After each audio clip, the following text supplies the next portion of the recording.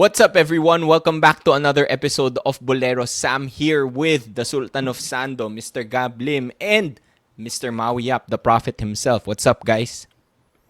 Isa lang ang masasabi ko, Maui and Sam. Sa ABC, sigurado ka. Pulido ang tropa, di ka papalya. What a way! Wait, this is not sponsored by ABC Tiles, pero ABC Tiles, pa-sponsor naman dyan. Baka kala nyo ng bagong singing talent. Tile adhesive. ABC Tile Adhesive. Baka kalaan nyo ng bagong talent to do your commercials. Nandito si Sultan of Sat. Grabe, na-distract na ako. Parang hindi ko na ata kaya mag-record, Gab, kasi ABC, I did not... sigurado ka dito! I did not expect that to start this episode.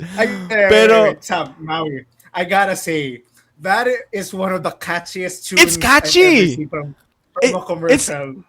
It's catchy, and I was gonna say, Gab, it was na-LSS ako. It was running on my head right before this episode. Kaya mas natawa ako na you sang it kasi watching some of the highlights. One of the best decisions they made was shortening that tune because I think 2 years ago it was a whole verse or song that they played during a timeout. As ang haba-haba niya.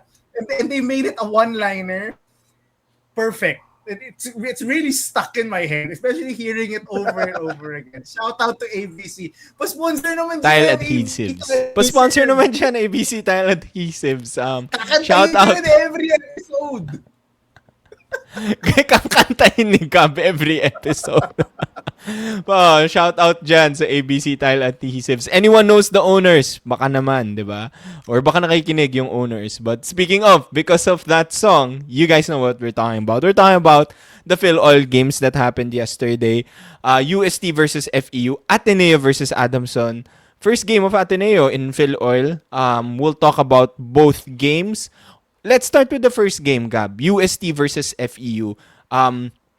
I don't know where you want to start, Gab. I know we've talked about UST a lot in the previous episode when they won the championship in Asia Basket. So maybe you can start with FEU on the UST FEU game. Despite losing to UST, what did you see from this game? Well, the starting five caught me off guard. Cabs Cabonillas in the starting line. Wala si Joric. Nag-message ka, di ba? Sabi mo, hala, hindi maglalaro si Joric. It was pretty confusing. Sabi ko, uy, wala si Joric. Pero sa graphic ng Filoil, may Bautista. So, huh? So, is Joric playing? Is Joric not playing? Then, Joric on the bench, naka-uniform, so he is playing. But he didn't come in the game until, what, the second quarter? Or quarter, something like that. He was barely playing. And then, yun. But it shocked me that Cabonillas was the one in the stars. Like, okay. Sean Chambers is all in on this guy. He's trying to give him as much reps as possible. He's probably not going to start over Joric during the season. I'm very shocked to see Joric coming off the bench in lieu of a rookie in Cabs Cabonillas. I do think this is just a rep kind of thing. But I love what I saw. And this is the versatility of Cabs Cabonillas' game. I'm going to start with him. We saw him against LaSalle in NSAC, his first appearance in an FEU seniors uniform. We saw him running plays, running the fast break with Mark Bulgors. We saw him running pick and roll with Mo Konate. In this game, he was not given that much of playing responsibilities, but you can see how versatile he is as an outlet scorer, as a guy who can run the break with guys like Pasaol, guys like Moncopa, just be recipients and be a finisher. And I think his first 6 points came off of passes from Pasaol and Moncopa. In the second half, he hit 2 triples. Both came off of passes. Guys like Moncopa, Bautista, and Pasaol, playmaking for him. And I told you this. He can shoot. He was a big guy in high school, but the guy can shoot. I watched him against the Ateneo Blue Eagles shoot the hell out of the ball. He's a pretty good free shooter. He missed some here in this game, but you can see that his scoring, his finishing around the rim, his shooting will be a great help to this FEU team. His defense, I do think he's still gonna get bullied because of his slight frame. He'll eventually build out, and become stronger as he grows. But I love the starting point. He played how many minutes here? Uh, 30, 34 minutes, had 17 points, 6 rebounds, no assists because he wasn't playmaking that much. It was purely just being an outlet scorer, being a runner on the fast break, being a finisher. Pero ang ganda, very efficient. Again, he'll struggle a bit defensively against bigger opponents. I think si Jello Crisostomo and si Amel Asido took advantage of that for times in this game just because they were bigger guys. But FEU is all in. And Coach Sean Chambers all in. Giving this guy as reps. And I think he'll have a role. There is no doubt in me that he will get minutes, get rotation minutes. And wouldn't surprise me also as season 89 rolls on, his minutes will start increasing little by little. You'll see guys in Jeric Da, si Rojan Montemayor, and si Luke Felipe probably get as their minutes will kind of dwindle little by little in lieu of this Cavs Cabanillas. I think he's more talented than those guys. His skills complement their main guys. Yun yung pinaka-important for me. His skills go well with guys like Pasaol, with Moncopa, with Bautista. He gives space. He gives additional rim finishing. He gives additional length. So I love what I saw. Kirby was spectacular in the first half. I think he had a full line, already have 12.6 rebounds and 2 assists. First half pa lang. But in the second half, they struggled, especially defensively. Jello Crisostomo took advantage of that. I think UST had smart shots, focusing a lot more in the mid-range. They were defending the three-point line, so they were getting the mid-range. Collins Ecooil was not as effective. I think one of the few times that I saw Collins Ecooil get an open lane to the rim and pass it out because Mo Konate was there. Probably one of the only guys that see Collins Ecooil will have to think about going to the rim because he's going up against a Mo Konate. Two best FSAs from last year. I would say a pedestrian game from Collins Ecooil, 11 points, 11 rebounds. He gets a lot more than that against any team. No doubt. And UST just showed a lot more composure. They locked up on defense. They forced turnovers in that second half. Si Jello Crisostomo got behind the defense, I think 3 times in the third quarter, just leading to fast break layups. It reminded me a lot of how they played against NU in the NSAC finals. Third quarter, we're going to step up our game. We're going to force turnovers. We're going to run. We're going to hit threes. We're going to get some easy layups.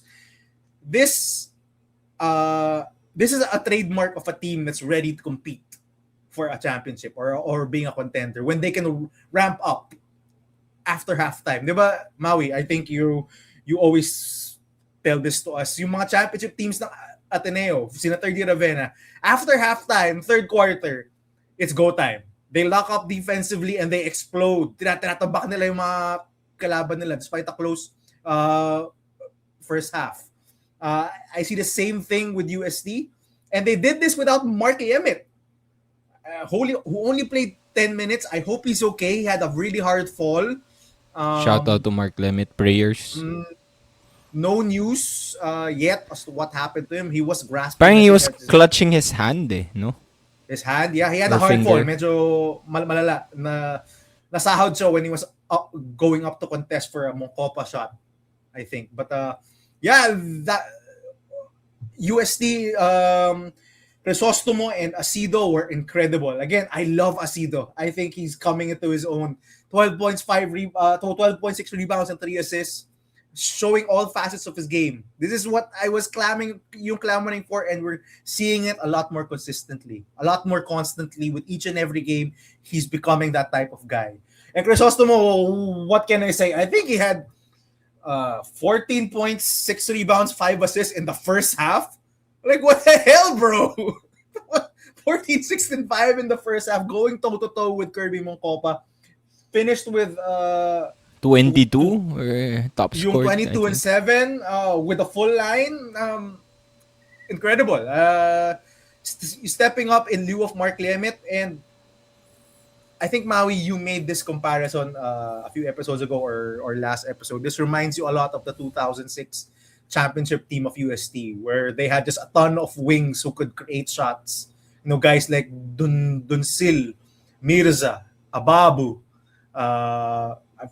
meron pa si Espiritu, and guys and guys in the post, Evangelista, Jervy Cruz, diba? A daming offensive options. And the UST, same thing. Daming offensive options. They could go to Asido, who's now coming to his own after a rough start to the preseason. We all know si Mark Clement is gonna get a lot of the ball, and they can also go to Crisostomo. Grabe, he had 22 points in 25 minutes. What the hell? That's crazy. He can run the floor. He can defend multiple positions. And it seems like the game has slowed down for Jello Crisostomo. He's not rushing into his shots. He's using more of his footwork. He's using more of his hesitations. He's grown into that. And speaking of rookies, I love Kirk Cañete. Yep. He does not look like a rookie. I think I said this before also in their game against NU. They don't need a rookie to score. They don't need a rookie to be like Fortsky, who's gonna distribute the basketball, demand the ball, be a ball-dominant guard, because they have guys like Asido, Crisostomo, and Liemit to do those. They just need a point guard who can defend the opposing guards, not get beat on the defensive end, set up the play, be a shooter. Cañete is all of that. I love him more than, sorry to Moralaw, the Dennis Schroeder of the UAAP, as said by Maui. But I think Cañete is the present and the future of this team at the point guard slot. And kudos to Cañete. We do remember against Lasal, he was being so physical with Jacob Cortez. He even got a foul on Jacob Cortez. Bumped Jacob. He was doing the same thing to guys like Joric and to the MVP, si Janray Pasol. Janray. Diba? He was not giving an inch. I love his fight. We don't often see rookies rise up to the occasion like this, especially against big-time players. But we're seeing it here from Kirk Cañete. I think he's... although shout out to Ivan Calong, he did have a good game, but I think si Cañete should be starting. Yeah, just to add to some of your comments before we go to Maui. I love yung pettiness or pagiging pesky nga ni Kirk Cañete, being fearless, I think is what I mentioned last episode.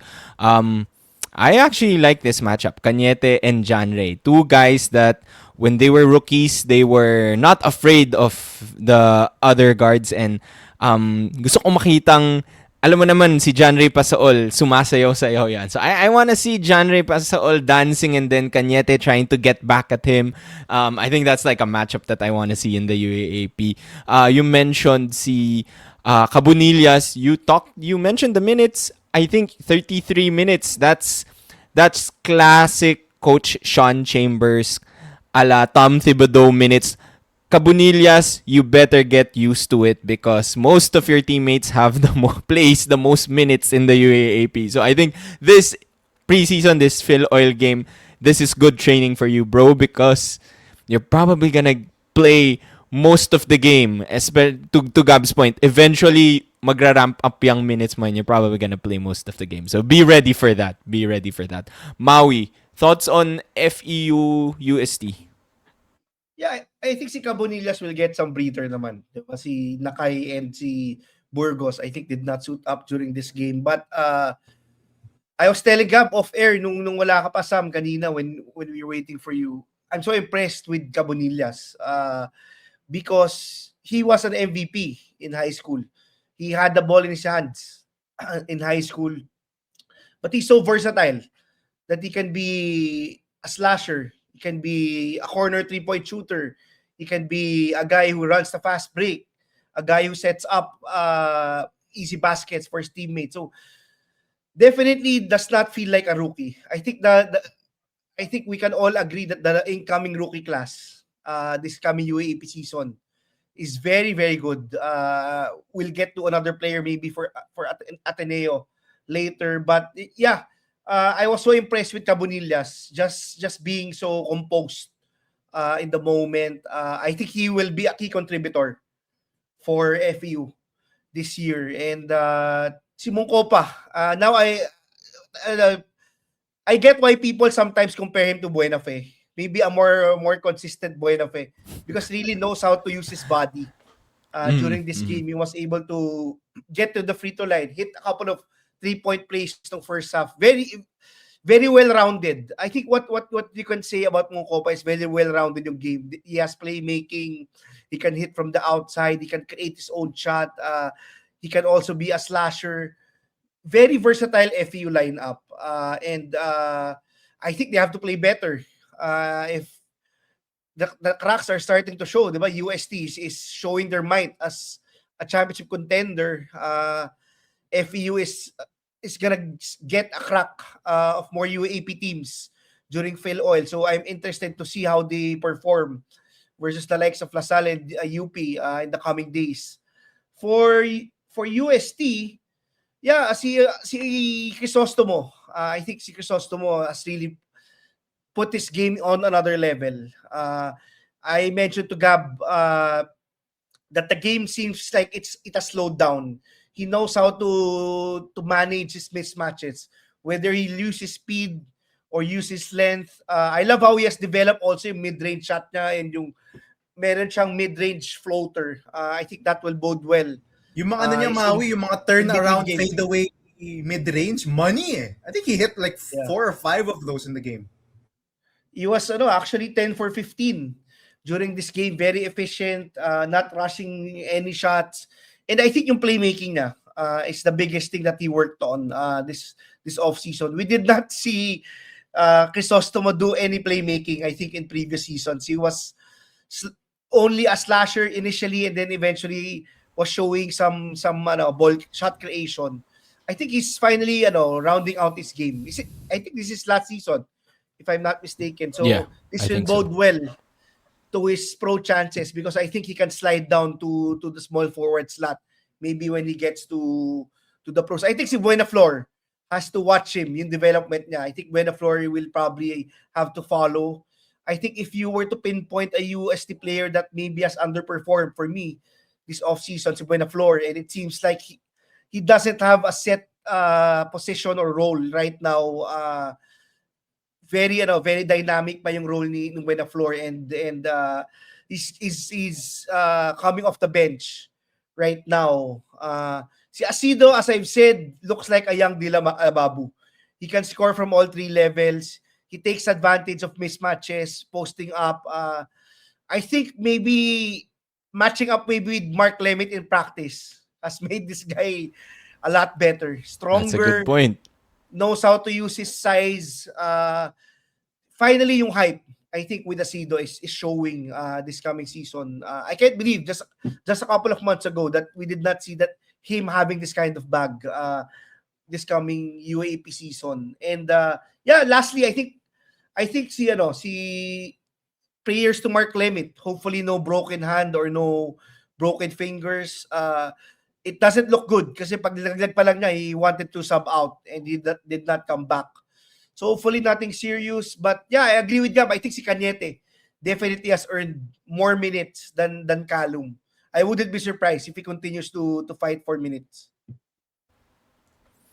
Yeah, agree. I like that you guys both mentioned Bangkopa. He was amazing again in this game. I think some of the things that he was doing on the offense, talagang scoring for FEU. Meron din siyang move yung mag-turn around fade away mid-range na money si Mongkopa. And then meron siyang sometimes he would just walk up or take a step back 3, may tres din siya. And then meron siyang mala Kevin Love na, and this was to Cabonillas, I think, na he just rebounded, tapon agad, nandun na si Cabonillas for an easy layup, fast break. So similar to exactly what you mentioned, Gab, na how Cabonillas can play off the other guys from FEU, diba? So iba yung vision din no, ni Mongkopa. So I just love Basketball this guy. IQ, bro. Basketball IQ niya. And he looks more fit now because I think when he started the season last year with FEU, medyo he looked out of shape. And ano naman yun napag-usapan Who naman can yun. And blame him? Who can blame him? He was yeah, away he from was basketball for out 2 years. for 2 years. Yeah, yeah. So I'm really excited about like what we will see from a guy like Moncopa now that he's in game shape, now that he's used to playing, because he was good last year, I think, but he was still rounding into form. So an in shape, in form Kirby Moncopa for UAAP season 89. I can't wait. Mga dark horse MVPs yan. For me, si Yes. Crisostomo and Moncopa. Crisostomo and Moncopa. On the other end, Jello Crisostomo, um, grabe yung improvement niya from last year. I think for me, takeaway lang from UST, and I've mentioned this before, I'm just really surprised at how good they are, and I feel like I've seen enough games. Parang walang drop-off di ba? Despite losing a ton of superstars from last year. And I feel like I've seen enough games to say na I think UST is a dark horse finals contender because parang ang complete din nung starting lineup nila eh. If you talk about a solid starting lineup for FEU, I think UST has it. You have one of the best FSAs or probably the best FSA in Collins Akowe. You have some go-to guys like si Jello Crisostomo, si Asido, and then you had Lemet pa. You have solid guys. So kudos, shout out to the coaching staff of UST. I think they can be a Final Four, maybe even a dark horse finals contender for this year. Don't count this team out. Seeing the field right now, I do think this upcoming UAP season is gonna be at least 6 teams are fighting for Final Four. Is it more competitive than last year? Feel mo? Because last year medyo competitive, diba? It came down to the end. Hindi pa natin ma-determine To me, yung... it all depends on Adamson. Kasi last season, 1 through 7, they were all competing. Until the last few games, they were all competing 1 through 7. It depends on Adamson. And we're gonna talk about Adamson later. Pero siguro just some random notes from this game. Go. Collins Akowe gave another celebration. I don't know if you guys remember nung NSAC against NU, he flexed on Curl Figueroa and then on another play against Modi Asana gave the on a pass to I think si Koji Buenaflor, he gave the goggles celebration. The goggles, yeah. Ito, he gave a spin move to Mo Konate and gave the Then James Harden siya. cooking celebration. What is he gonna bring out every celebration? Is he gonna bring out the Ja Morant? yung mga pinagpabawal na Ja Morant celebration ng NBA, yung mga grenades and Granada no? Eto sa'yo, Granada. Oh, I want to see the shimmy. Can Collins Akowe do the shimmy, please? Diba?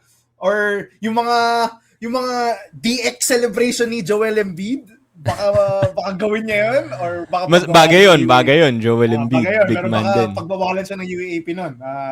Medyo hindi yata appropriate yun for a school-based competition. But yeah, congrats to you, Collins Akowe, giving us a third celebration for this preseason. Regarding kay Asido, ang ganda kasi ng base niya, ng base skill set niya. Alam natin na shooter na siya. He's a dead-eye shooter. And I think that's a great starting point for his offensive game kasi threat na siya from the outside. I think he's having a go-to move already. Whenever he gets a screen from Collins Akowe and yung tao ni Collins is on a drop coverage like with Mo Konate, he just pulls up from 3. You know, when his man gets caught up in the screen, immediately pulls up. It reminds me a lot of what Jared Bahay does. See, Jared Bahay does this with Ateneo. If you get caught up in the screen and you're not switching and you're doing drop coverage, he'll just pull up immediately. He's done it already for the past 2 seasons. It's been one of his go-to moves, and I think Asido has that. The only difference is Asido is like a foot taller than Jared Bahay, so it's harder to block him. It's harder to contest him. So, ganda I like what I'm seeing from Amiel Asido. Siguro, third point, again, with a commentator, naging pet peeve ko na when the commentators use full names of players. Kasi you Yeah. get the feeling na hindi nila kilala yung players. Like, Yeah. the They're probably commentators- reading it off the sheets, no? Oh, The like, box score. the commentator called Joric si Kyle Bautista. And I think that's his second name, Joric Kyle Bautista. So he called him Kyle. I'm like, who the hell is Kyle?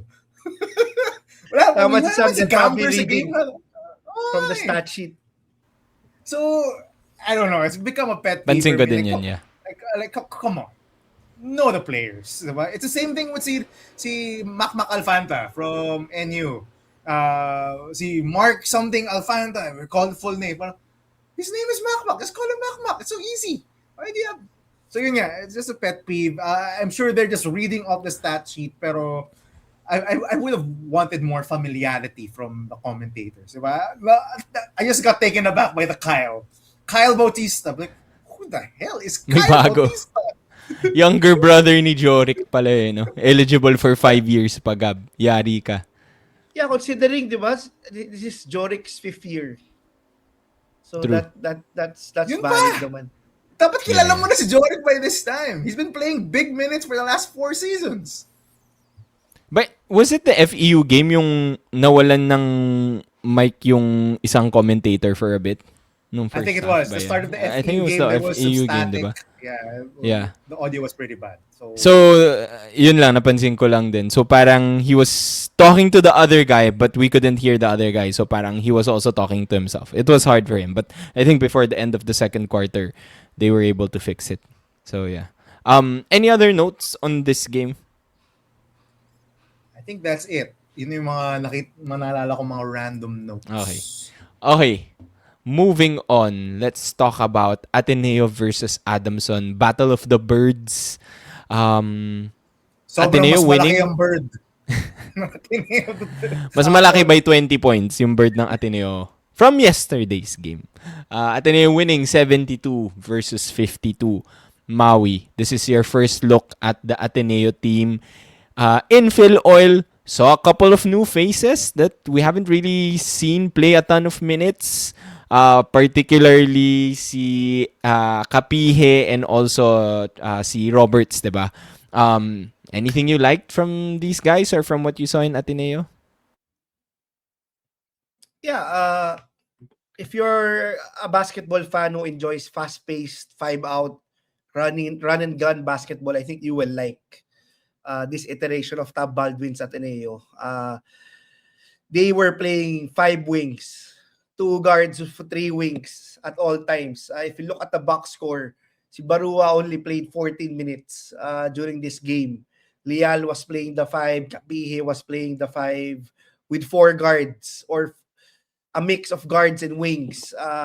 If you like watching teams shooting lots of 3-pointers, running the break, this is a fun team to watch. Yung Ateneo team na to. And I think I have to say lang first, ayoko muna umasa. I will have to see them go against the other teams. More games. I think tayo, Gab, we talked about this. I think Ateneo has 5 games in 10 days. When they go back after their training somewhere. That will be a good test for this lineup. Because right now, we don't know if this will work with lineups that have more big men, with lineups that have more veterans, with lineups who have more bullies, bulkier guys. We have a lot of young big men. We have a lot of young big men like Lial, who will be tasked to play some big minutes. So, and I'm considering the one and dones, diba? We cannot say naman what happens to the one and dones until we see them play multiple games. But I like what I saw, especially with Roberts. I love how Ateneo can play him as a 4 and stretch the floor. I love how aggressive he was once he got the basket from the outside when teams were closing out on his 3-point shot. Because I think there were articles that this guy was a dead-eye shooter. So I think teams are respecting his outside shot. Si Kapihe looks like a big man. A wing that's playable as a big man. I think a lot of people will like how this guy will be this coming season. Looks like a player who plays rough, plays hard. I'm excited if we can match up. I would probably mark my calendar to the UST and Lasal game and see how he fares with bigger and more athletic big men. Si Kiefer Alas, as usual, was very good also in limited minutes. Bahay was also pretty good. I think he very composed talaga si Jared Bahay. I love how I think he has really improved yung outside shot niya rin. Yung 3-point shot niya coming this season. I think maybe fingers crossed, I think both shoulders are finally healthy. I think a player that one of the players that I really like from this team is actually Grayson Rogers, because he plays pretty hard, gets to the basket, just do it all. Guard forward for Ateneo, and I think he could get some minutes. I hope si Waki Espina becomes more consistent and becomes this aggressive every game, because I think he has the capability to score from all three levels, as we saw in this game. Just one more note on Ateneo. I didn't even notice Ituano did not play this game, because it was an equal opportunity offense. I think everybody will get their chance to create, drive to the basket, and very motion offense type of basketball for Ateneo. I think they will generate a lot of baskets off assists, because they will shoot a lot of 3-pointers also. On the Adamson side, I think we've had the same comment the whole preseason. I still don't know. I'm still confused on their main rotation, and who will be their key guys for this coming season. I think consistency is a big question mark for Adamson right now. I think it will be a challenge for them to. They will have to, again, for probably the 4th or 5th straight season, they will probably need to have a 50-point game to get some wins this coming UAP seasons. I've noticed a lot of UAP teams have played faster and have scored more points during this off season. So it will be a bigger challenge for Adamson. They will definitely have to lessen yung turnovers nila. They cannot have 17 turnovers against a team like Ateneo or a team like UST who loves to push the basketball. Sige. Gab. This game, I think, on the Adamson side, just to know why they lost by this much. Yes, they shot, I think, 33% from the field, but for majority of this game, they shot less than 30% from the field. At halftime, they were shooting 27% from the field. Until the garbage time in the 4th quarter, they were 1 of 17 from 3-point range. They could not hit anything. And if ever there was an indication of an Adamson type game, they had 35 points heading into the 4th quarter. 35. They scored 10 in the 3rd. They just could not hit anything. And if again with the commentator, Ray Allen Torres is not a Ray Torres. He's a full name guy. He's a Ray Allen Torres. I think we've always, because he has a great name, so call him Ray Allen Torres. Same thing with Steve Nash Enriquez. He's Steve Nash Enriquez. He's not Steve Enriquez. I think there were a bunch of times I commented this last season. Stop calling him Steve Enriquez. He's Steve Nash Enriquez. Grabe naman, Gab, parang hindi ka nasasatisfy. Si Joric, one name lang yung ginamit, Kyle lang yung ginamit, ayaw mo. Naman, Ray Allen, Ray lang ang ginamit. Gusto mo naman, mahaba. Ikaw we all know him. Everyone calls him by Ray Allen Torres. Even Boom Gonzalez, Nico Alili, they all call him Ray Allen Torres. No one calls him Ray. It's Ray Allen. Diba? So, come on, man. Just get to know the players. Yun lang naman. But the lack of Cedric Manzano interior presence just hurts Adam. Yeah. And if you want to know how one player can have such a massive effect on one team. Because when Cedric has gravity, we talk about shooters usually, di ba, yung pang gravity, di ba? A lot of players defense pay attention to shooters. The same thing happens with Cedric Manzano. When Cedric Manzano gets inside, or when he's there crashing the glass, the defense collapses. Everyone just tries to get at Cedric Manzano just not to get interior baskets. Walang ganun sa Adamson ngayon. They don't have anyone on the interior to bring players to collapse the defense. So everyone just guards Adamson's strength, their outside shooting. Everyone just stays home on shooters because they have no one who can just create offense on the interior. That's what Cedric Manzano gives.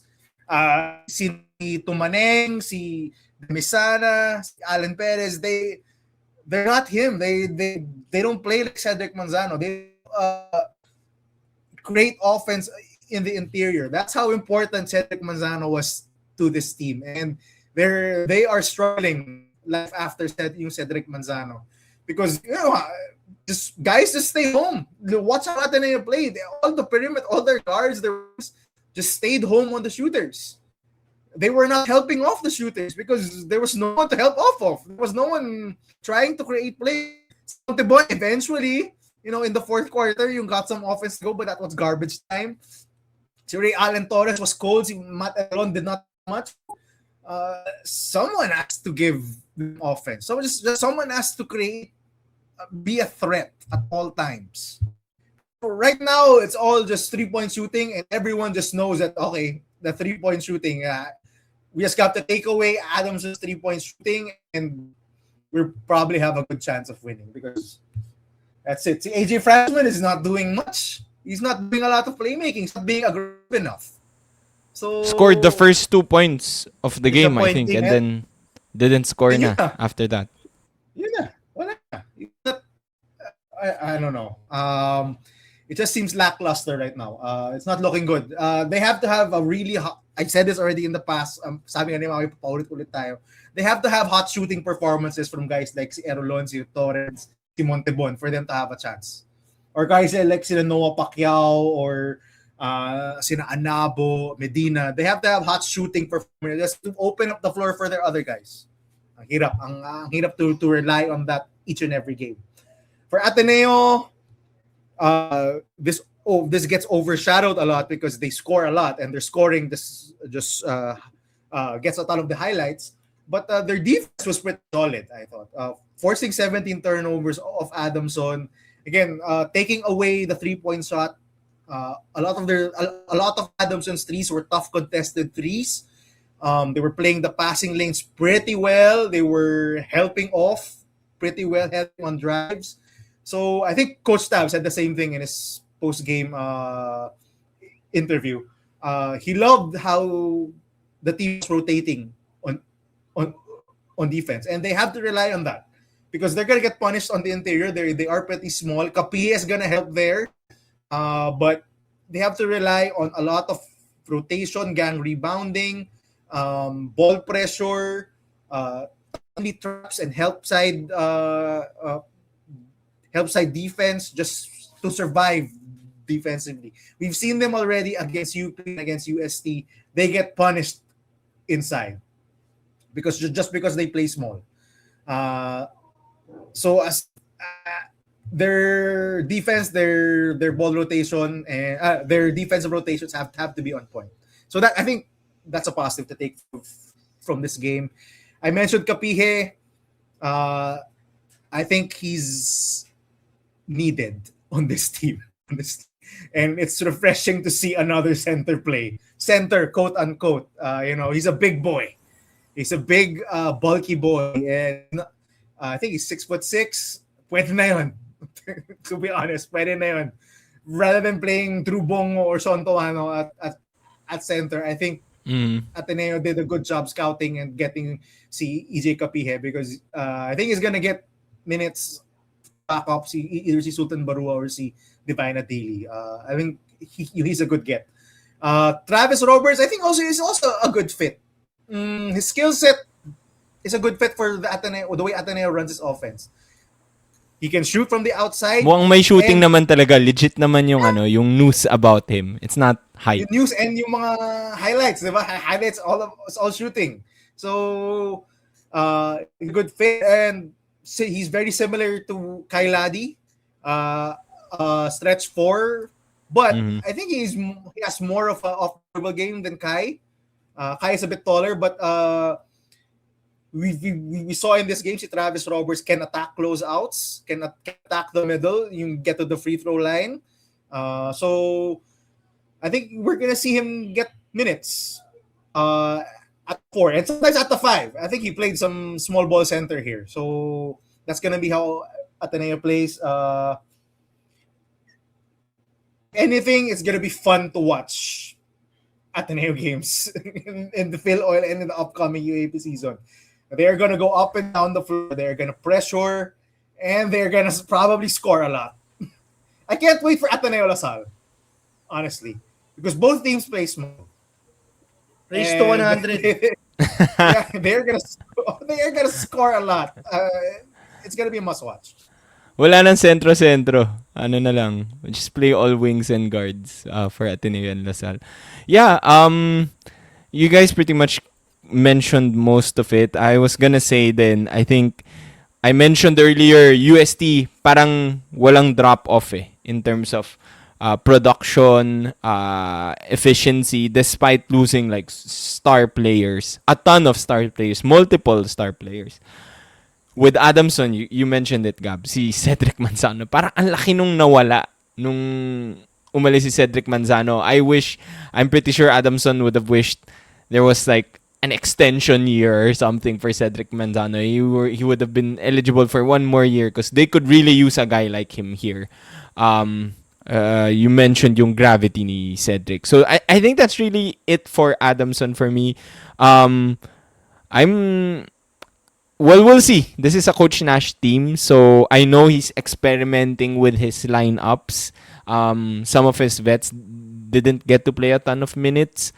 We've seen this before with Coach Nash where they don't do so well in the off-season, but they look different come UAAP season. But I'm a bit worried this season. I'm not that high on Adamson this season. Parang may napanalunan na ba sila against UAAP team? Is my question to you guys. Like Asia Basket. You won against UP in yung Umajam ba yun? Umajam. That's true. Saan ba yun? Iloilo ba yun? Somewhere. Yeah, they won against somewhere. UP. Yeah. But parang Asia Basket and Filoil wala pa, no? Talo din sila sa NU Oh. So that's why I'm worried. Because looks like Ateneo when Ateneo was like a bottom team 2 years ago. UE, where are you when we need you? UE, where are you when we need you? We'll talk about UE soon. Any notes from this game, Ateneo Adamson game? Yeah, just some role players who I think made a good showing. One, Maui talked about si Grayson Rogers. I love the intensity niya on defense. The ball pressure that he provides, the length at his position. Athletic. Also kind of at his height. I think he's gonna have a role as like a defensive stopper a la Gian Mamuyak or Sean Ketevis. You know, a guy you put on the opposing guards to hound, just to tire out defensively. That was Sean Ketevis' role, if you remember the season 85 finals, when he was put on JD Kagulangan just to shadow JD Kagulangan, give ball pressure. I can see that with Grayson Rogers. And pero this guy is not afraid to shoot or attack. Yung difference. I was about to say, Hindi siya SQ. Grayson Rogers is willing to put it out there. He's willing to shoot. So that's a good starting point. Again, it's his first UAP season. I'm hoping to see more from Grayson Rogers. And from the way they've been playing in the preseason, it looks like he's in the rotation, at least. Another guy who I liked, who's been resurrected from the abyss, is Michael Asoro. I think in the round of 16 against Mapua in NSAC, was a player of the game. just 10 points off the bench or 12 points off the bench. I've liked him for a long time. Yeah. Ever since he was recruited. And he's probably the only other Ateneo de Cebu recruit left aside from Jared Bay. Eh, ay, si Englet pa dyan din. So, Alden. baka naman, mapasok siya. But I like what I've seen from Asoro. It looks like the game he's grown into his body. It looks like the game has slowed down for him, and I won't be shocked if he can make the lineup. Now, minutes are another question. Ateneo's loaded up on guards. So whether he gets big minutes, I'm not sure. I'm not entirely sure. But whether he can crack the lineup, maybe. So, Sultan Barua, o nga pala, boy, stop it with those cross court passes from the post. I think he got intercepted like three times or something. At least twice. Over and over again, diba? Like, sobrang, my arms were up and I'm like, come on, man. It happened already once. Stop doing it all over again. Kaya next ball day. With that being said, I do love his activity defensively. I do remember he had a huge block on Precious Jonah. You know, he blocked it, then si Precious Jonah caught the ball and he was out of bounds. Huge block from Sultan Barua, and I think a great call from the commentator. You know, a public display of rejection. So kudos to him. I love that call. So I may have criticized him for not knowing the nicknames of the players, but great call. I love that. So yun, those are my random notes from the Ateneo Adamson game. Maui. Ako wala naman. Nagulat lang ako si Haibalin is still there. I think he committed Oo. pa. Oo, But tama. sweet believe yan. Tama, nagulat din ako. Oo. That's a bit crazy. Tsaka ni Manuel, 'di ba, Gab? Parang that Manuel, era of yeah. Ateneo 'yan eh. Nagulat din ako doon. Yeah. I think that's about it for today's episode. Stay tuned. We'll do another episode. We're doing back-to-back recordings today. We'll talk about a bunch of UAAP news. We haven't done UAAP news recap in a bit, so medyo marami-rami na tayong kailangan i-cover. Stay tuned for that. If you haven't yet, please like this video. Comment down below your thoughts on the Filoil games that we just discussed. Stay tuned for more. Don't forget, share with your friends, subscribe. We'll see you again next time. Bye-bye.